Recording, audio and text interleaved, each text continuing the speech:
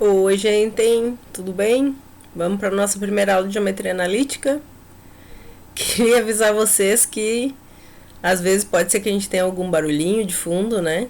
Tenho vizinhos aqui que falam um pouquinho alto, tenho 2 cachorros em casa e tenho uma criança de 5 anos que às vezes pode aparecer gritando no vídeo.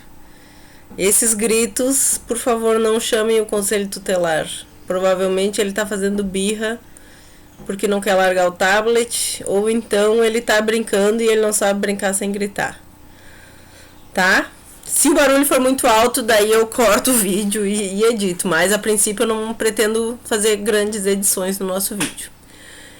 Então eu vou optar por tirar a minha imagem enquanto eu estiver dando aula para vocês. Vocês vão ter só a minha rica voz e no final eu volto para dar um tchauzinho para vocês. Tá bom? Então deixa eu tirar aqui meu vídeo. E é isso.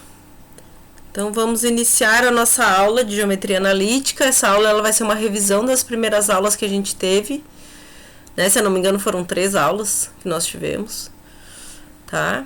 E lá a gente começou a ver matrizes e fomos até determinantes, né? Hoje a gente vai ver matrizes e o resto da revisão eu vou trabalhar um pouquinho mais a fundo com vocês, tá? Então vamos começar definindo o que são matrizes, né? Uma matriz, ela é qualquer arranjo de números ou dados, ou seja lá o que for, que está representada nesse formato aqui ao lado, né? Então é como se fosse uma tabela de dados, né, que podem ser números, podem ser letras, nomes, caracteres, tá? Só que ela tem que estar representada nesse formato aí. Ela é uma tabela com uma representação característica, né? Nós dizemos, então, que a minha matriz A, ela possui N linhas e M colunas, tá? Isso aqui, esse subíndice que aparece aqui, é o que a gente chama de tamanho da coluna. Tamanho da matriz, certo? E várias vezes isso aí ele vai ser suprimido, tá? Mas rigorosamente falando, a nossa matriz ela sempre tem que vir acompanhada aqui do seu tamanho, né? Que consiste no número de linhas e número de colunas. Esse tipo de representação é o que a gente chama de representação expandida, né? Representação literal da matriz. A gente pode representar essa matriz na forma compacta também, tá? Forma compacta, ela vai nos dizer que eu tenho uma matriz A, tamanho N por M, e ela é composta dos elementos A e J.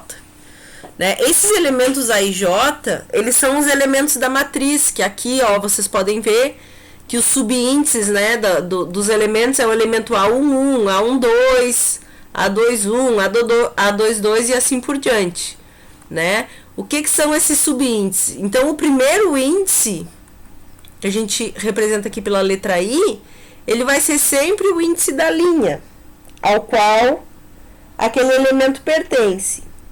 E o segundo índice, ele é referente, então, à coluna, a qual esse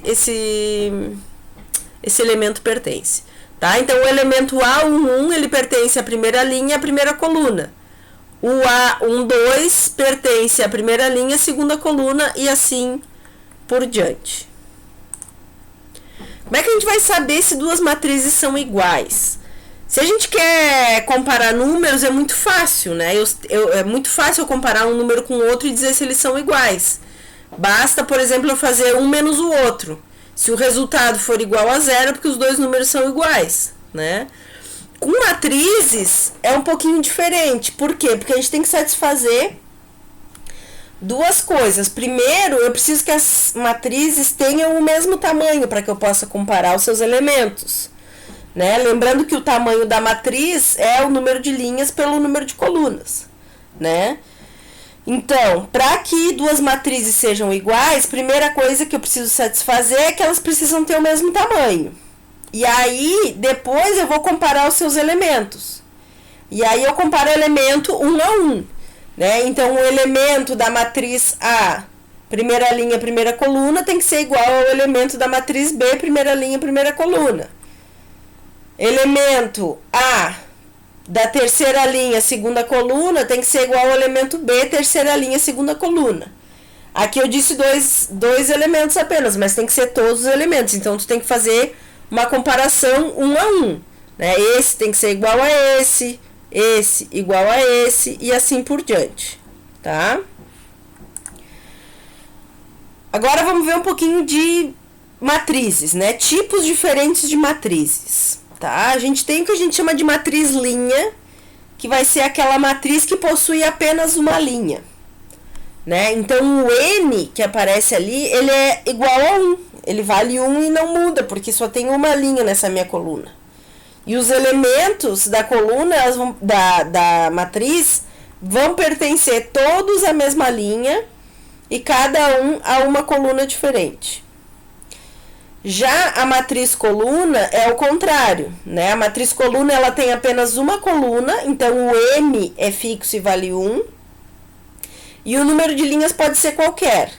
Então, todos os elementos vão pertencer à mesma coluna e cada um deles vai pertencer a uma linha diferente. Essas duas representações aqui, na forma de uma matriz linha e uma matriz coluna, ela também serve, como a gente vai ver mais pra frente no nosso curso, para representar coordenadas de vetores, tá? Então, muitas vezes elas são chamadas de vetor linha e vetor coluna. Matriz nula. A matriz nula é uma matriz de tamanho n por m, onde todos os elementos são iguais a zero. Tá? Isso vai servir quando, por exemplo, eu quiser resolver uma equação matricial e eu quero que essa equação matricial ela seja igual a zero. Então, se eu tenho uma matriz, eu não posso dizer que a matriz é igual ao número zero. Eu tenho que dizer que a matriz A, por exemplo, né, A mais B, a soma dessas duas matrizes me dá uma matriz nula. Então, para isso, por exemplo, que serve uma matriz onde todos os elementos são iguais a zero.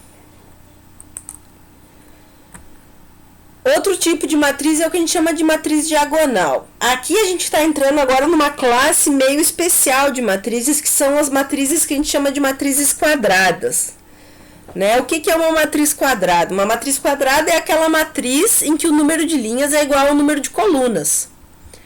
Tá? E aí, quando eu tenho uma matriz quadrada, eu consigo definir o que a gente chama de diagonal da matriz. A diagonal da matriz são esses elementos aqui, ó, aonde o índice da linha é igual ao índice da coluna. Então, por exemplo, esse elemento aqui é o A11, esse é o A22 e esse é o A33. Então, sempre os elementos da diagonal serão aqueles elementos da matriz quadrada aonde os subíndices são iguais. E daí, o que seria uma matriz diagonal? Ela seria uma matriz onde só os elementos da diagonal é que são diferentes de zero.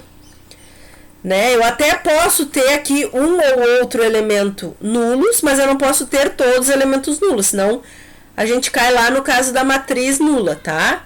Então, tirando os elementos da diagonal, todo mundo é igual a zero. Próxima matriz é a matriz identidade, que é uma matriz, um caso particular da matriz diagonal, né? Onde eu também aqui, ó, defino a diagonal dessa matriz, e aí todos os elementos são iguais a 1, e fora da diagonal é tudo igual a zero. A matriz identidade, ela é uma matriz também, uma classe de matriz que a gente vai usar bastante daqui a um pouquinho mais, nos próximos capítulos da nossa novela. Matriz triangular superior.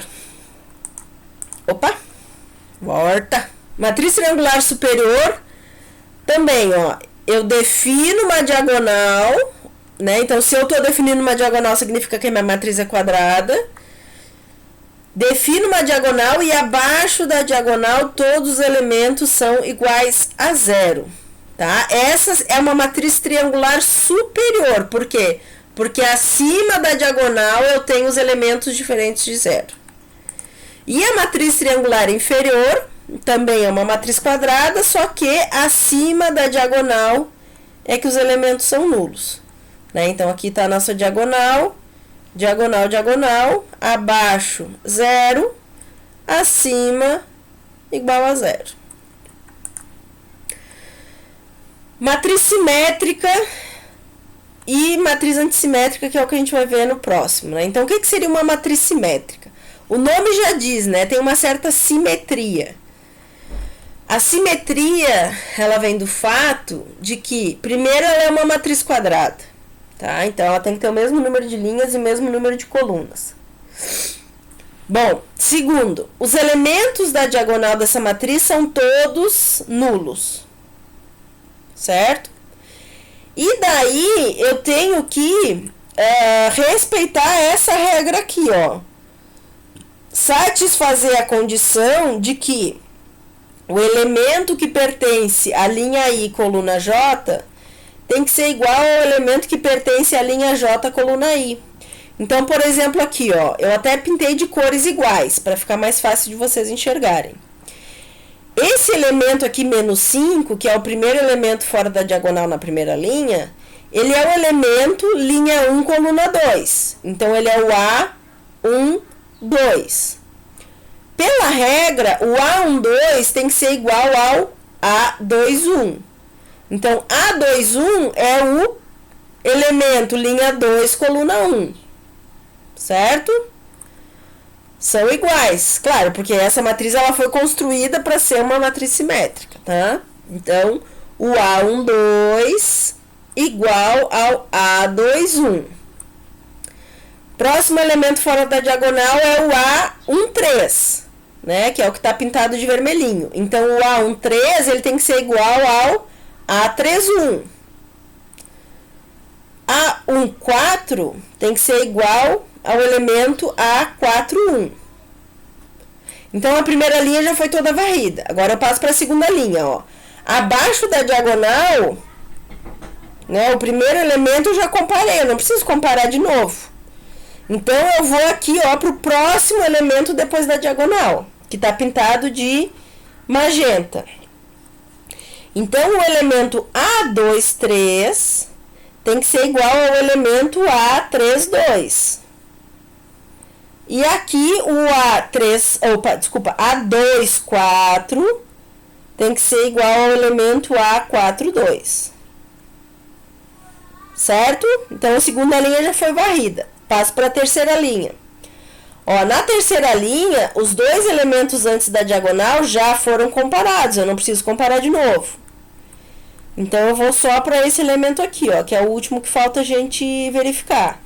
Que é o elemento A34. Né? Então, linha 3, coluna 4, tem que ser igual ao elemento da linha 4, coluna 3.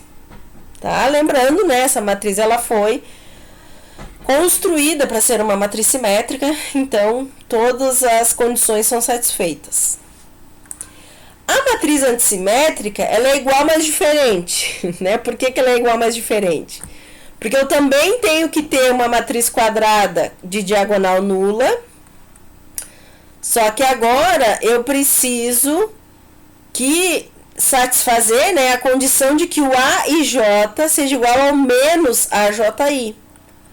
Tá? Então, eu peguei a mesma matriz ali e a única coisa que eu fiz foi satisfazer essa condição, ó. Então, aqui onde eu tinha o menos 5, o simétrico dele tem que ser igual a 5, ó. A12, A21. A13, A31. A14, A41. A23, A32.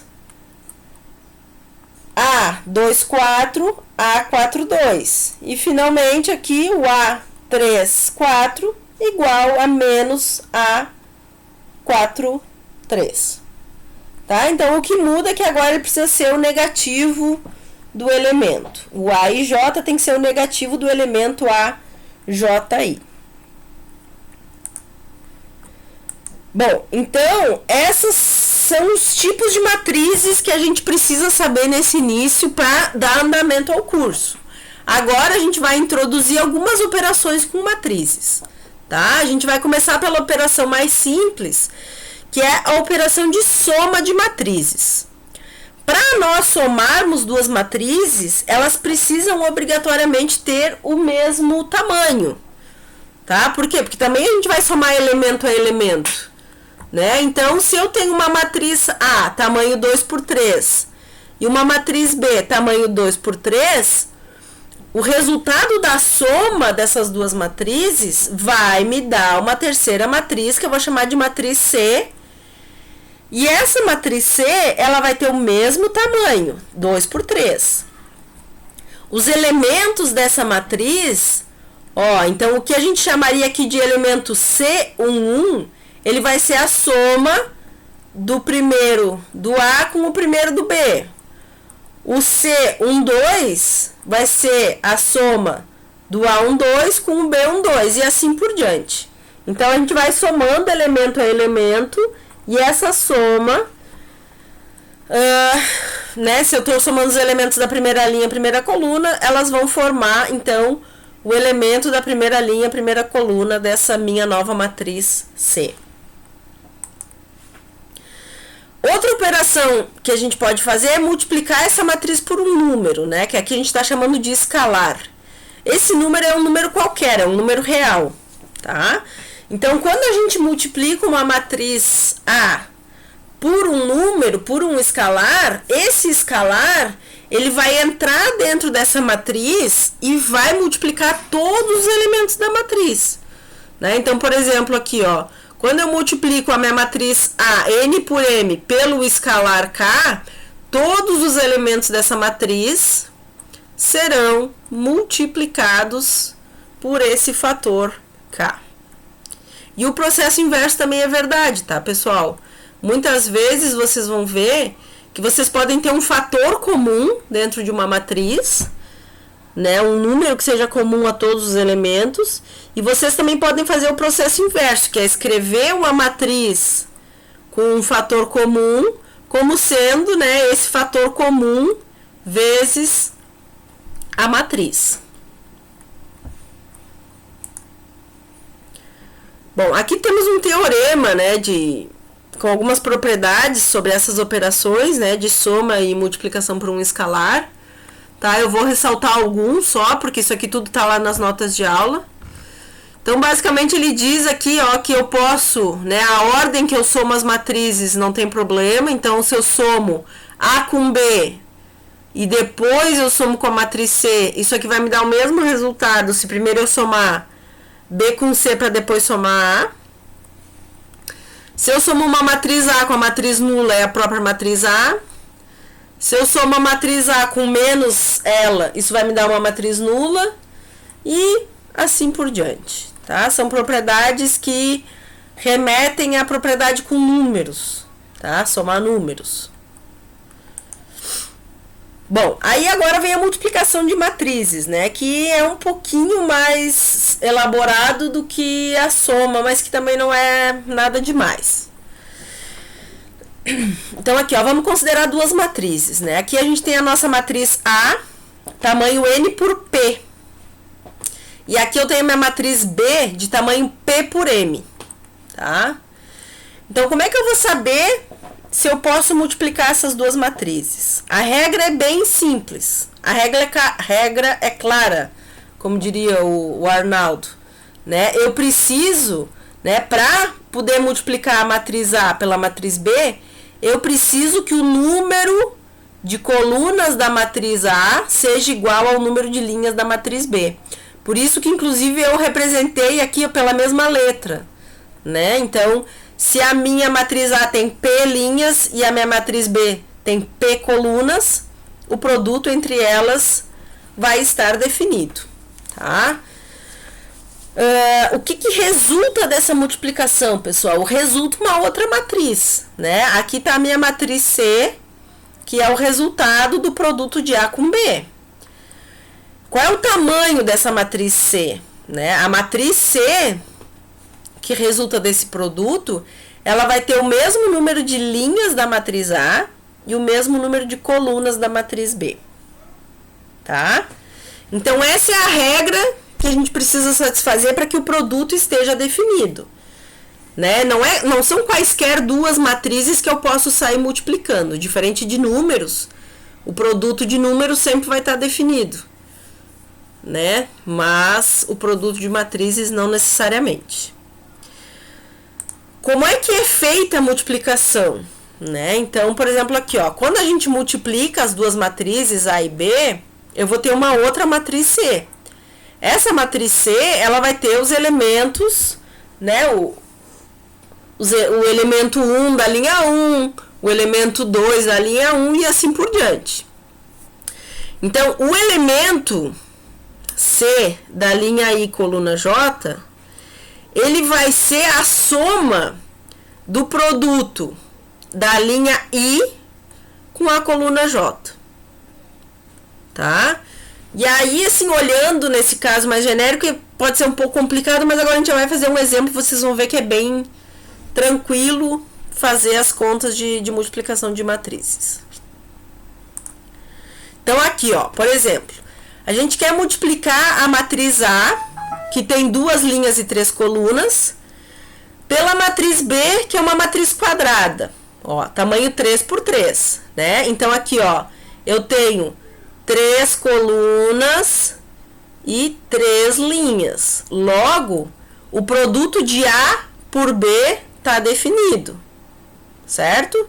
Uma coisa que vocês precisam se dar conta é que aqui na multiplicação de matrizes, a ordem que eu vou multiplicar importa, tá, pessoal?